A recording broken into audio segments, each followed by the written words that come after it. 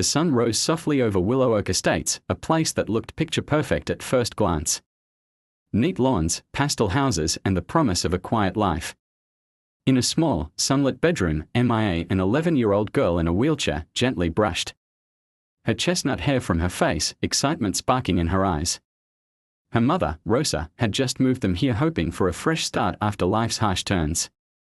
MIA kept whispering, "We're finally home, Mom," like a song stuck on repeat, but in the sweetest way. Across the street lived Karen Marshall, the head of Willow Oak's HOA. She was known for patrolling the neighborhood with eagle-eyed focus and a long list of unwritten rules. Everyone walked on eggshells around her. Lawns had to match a certain shade of green, mailboxes had to be a specific height, and no detail was too small to escape her scrutiny. Rosa only learned about Karen's reputation on moving day, when a neighbor murmured, "Watch out for Ms. Marshall. She's not fond of changes." Rosa smiled politely, assuming it was just some typical HOA fussiness. She had no idea how bad things could get. MIA navigated her wheelchair with practiced ease. Ever since a car accident 2 years ago, she needed it full-time, but she never let it dampen her spirit. The first thing Rosa did was install a small wooden ramp by the front door, so MIA could roll outside freely and enjoy the fresh air. This simple ramp, however, caught Karen's eye immediately. On their second day in Willow Oak, Karen marched over, clipboard in hand, her eyes locked on the ramp like it was an insult. She rapped sharply on the door. When Rosa opened it, Karen pointed at the ramp and said, "That structure is not in compliance with our standards. You'll need to remove it. It makes the neighborhood look unkempt." Rosa tried to explain that it was necessary for MIA's mobility. Karen's expression hardened. "I'm sorry for your situation," she said, voice dripping with forced politeness, "but Willow Oak has an image to maintain. That ramp is not acceptable." MIA overheard from the living room. She clenched her hands on her wheels, confused. Was a simple ramp really such a threat? Days passed, and each morning MIA would paint on the porch. She loved capturing the sunrise with bright acrylics. One morning, Karen stood by the street with narrowed eyes, watching MIA's every brushstroke. MIA tried to smile, but Karen turned away without acknowledgement. Later, a note appeared taped to the ramp, "Remove this eyesore immediately. Not HOA material." Rosa's heart pounded with anger. How could someone be so cruel over a piece of wood that gave a child freedom? But MIA said softly, "Mom, it's okay. Let's ignore her. I just want to keep painting." Ignoring Karen, however, wasn't an option. Next came the passive-aggressive complaints, new bylaws that magically appeared in everyone's mailbox, all targeting unsightly modifications and special structures. MIA's ramp was singled out again and again. Neighbors started whispering about how Ms. Marshall had done this before, picking on folks who didn't fit her narrow view of perfection. Still, MIA tried to hold on to her joy. She sat outside every day, painting flowers, houses, the sky. She told Rosa, "If I give up, that means she wins." Rosa hugged her daughter, pride glowing in her eyes. Then one afternoon, while MIA was rolling along the sidewalk, she spotted Karen glaring from her porch. Karen whispered something under her breath, and MIA could almost feel the hostility radiating from across the street. What does she have against me? MIA wondered. A week later, MIA was outside painting a bright sunset. The sky glowed orange, pink, and purple. She hummed softly, lost in the beauty. Rosa was in the kitchen, washing dishes, unable to see the front yard from the sink.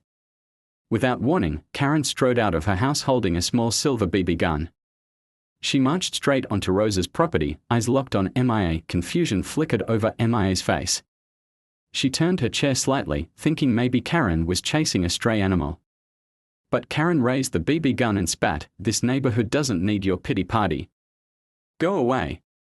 Then she pulled the trigger. A stinging pellet struck MIA's forearm. Her paintbrush fell, splattering orange across the porch. A sharp gasp escaped her lips, and tears sprang to her eyes as pain pulsed through her arm. Karen's voice hissed, "Go back inside. People like you don't belong here." She turned on her heel and vanished down the sidewalk like nothing happened. Rosa heard MIA's pained cry and rushed out, heart pounding. She found her daughter trembling in the wheelchair, tears rolling down her cheeks, a small bruise forming where the pellet hit. "Mom," MIA whispered, her voice shaky, why does she hate me so much?" Rage and heartbreak clashed inside Rosa's chest. How dare someone shoot a child, let alone a child in a wheelchair, just for existing? She knelt beside MIA, hugging her close. She grabbed her phone, hands trembling, ready to call the police. News of Karen's action spread like wildfire. Some neighbors were horrified, others seemed afraid to comment. A few came over with worried faces, offering words like, "This can't go on." One older gentleman, Mr. Bernard, once a mild, quiet person, told Rosa, "We should have stood up to her before. She's a menace." He admitted feeling guilty about not acting sooner. That night, MIA sat in her room, painting with her injured arm in a small bandage. She was quieter than usual. Rosa kissed her forehead, then went to talk to the police. They took a statement, promised an investigation, but Rosa sensed they were used to Karen's constant complaints and might dismiss this as a minor feud. She was determined to prove otherwise. With the help of Mr. Bernard and a few outraged neighbors, Rosa collected evidence of Karen's harassment, photos of the threatening notes, videos of her shouting, "Remove the ramp," testimonies about the bullet from the BB gun. One neighbor even had a doorbell camera that caught Karen leaving her house with the weapon in hand. Meanwhile, MIA tried to hold on to her spirit. She continued to paint, but the color in her paintings felt darker. "I want to be strong," she told Rosa, "but it hurts, Mom. Inside, I mean.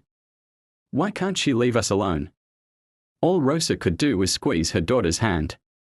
"We are going to fix this," she promised. In response to the uproar, the Willow Oak HOA board announced a special meeting to address recent concerns.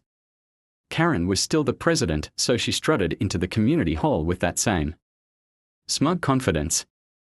She stood behind a podium, flipping through her beloved rulebook. Neighbors packed the room, many of them whispering about the BB gun incident. MIA was there in her wheelchair, arm still bruised. Rosa stood protectively behind her. At the front, Karen clacked her gavel and began, "We are here to preserve the standards of Willow Oak Estates. Some people are exaggerating petty issues." She shot a glare at MIA and Rosa. In order to stir drama, Rosa stepped forward, her voice trembling with controlled anger. "Karen shot my daughter with a BB gun. That's not petty." Gasps rippled through the crowd. Karen turned red. She stammered, "That's a lie. It's just hearsay." Mr. Bernard raised his phone. "I have footage," he said, glancing at the board. "If you'd like to see the truth." A hush fell as the video played, Karen approaching MIA, then lifting the BB gun and firing. People's faces shifted from shock to outrage. Someone shouted, "That's assault." Another cried, "She could have seriously hurt that child." Karen tried to spin excuses, she was defacing the property. "She's lowering our home values with that ramp." But nobody bought it anymore. Suddenly, a couple of uniformed officers entered. Rosa had shared the video with them hours earlier. They approached the podium. "Karen Marshall, we need you to come with us," said one officer, voice firm. Karen's righteous fury collapsed into panic. She sputtered, "You can't arrest me, I'm the HOA president." They politely but firmly led her out of the hall. The crowd parted, letting them pass. Karen's eyes flickered with anger as she locked onto MIA, who was trembling beside her mother. "This is your fault," Karen seethed, but the rest of her words were drowned out by commotion. In the days that followed, Karen faced charges for assault and violating local disability rights laws. The HOA board quickly voted to remove her. Many neighbors expressed guilt and regret for not stopping her power trip sooner. A group of them banded together to help paint MIA's ramp a cheerful sky blue, planting flowers around it like a small garden. "We want to make it right," they said quietly. MIA was slow to trust, but painting in the sunlight helped her rediscover her bold use of color. With her bandage healing, she started a new project, a giant mural on a piece of plywood in their driveway. It showed two hands joined under a bright sun, symbolizing unity. She worked on it for hours, even as her arm ached. Rosa watched her with tears of relief. Things were far from perfect, but at least they were on a path to peace. Willow Oak Estates felt different now, less tense, more open. Neighbors began reaching out with food or offers to help fix small things around the house. Some said, "We are sorry this happened," while others admitted, "We were all scared of Karen." One afternoon, Mr. Bernard dropped by with a brand new set of paints for MIA. He knelt by a wheelchair and said, "You're stronger than any of us realized. Keep painting the world beautiful, okay?" MIA smiled, a hopeful shine returning to her eyes. Rosa knew the road ahead would still have bumps, there would be legal proceedings, medical checks for MIA's arm, and therapy for the trauma. But she also believed they could rebuild. A wave of small acts of kindness from neighbors who finally understood Karen's cruelty had gone too far gave them hope. As the weeks passed, MIA's bruise faded, and the ramp stood proudly. The community, once silent under Karen's iron fist, found its voice. People listened to each other, helped each other, and realized that a rulebook isn't everything. Compassion and empathy matter more. Late one evening, MIA finished the mural. The final image showed a neighborhood of colorful houses, each with a bright ramp, no two alike, but all filled with light. Her wheelchair was in the corner, and she painted herself with a big grin. Rosa stood behind her in the picture, hand on MIA's shoulder. Rosa joined her on the driveway to admire it. "It's beautiful," she whispered, hugging MIA gently. MIA smiled, the sadness that once haunted her eyes replaced by confidence.